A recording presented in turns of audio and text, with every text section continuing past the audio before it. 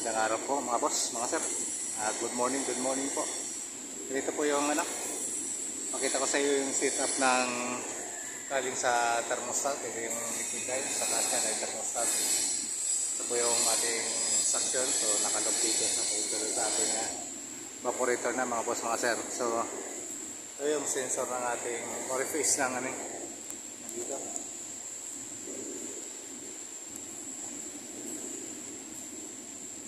Ito po yung galing sa orifice na sensor ng ng ating expansion valve, yung kanyang equalizing light dito sa nakatutok po sa ating suction. So yan ako mga boss. So ganito po yung setup ng ating piping. So simple pero komplikado. Ayan, so basta ito ang liquid line, iba po niyan ay expansion valve, may suction loop, papunta na doon sa ating evaporator coil. So ganyan po ang setup natin ngayon mga boss.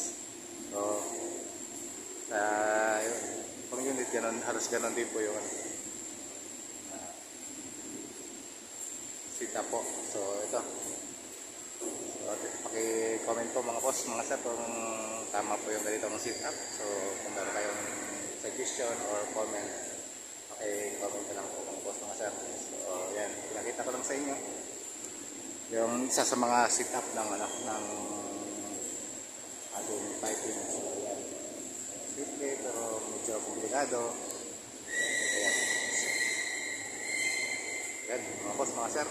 At maraming salamat po kung meron po kayong i-comment o isa-suggest. Baka sakali po mapulutan po ito ng kaunting aral. May ibahagi tayong kaunting kalaman sa ating mga kasama.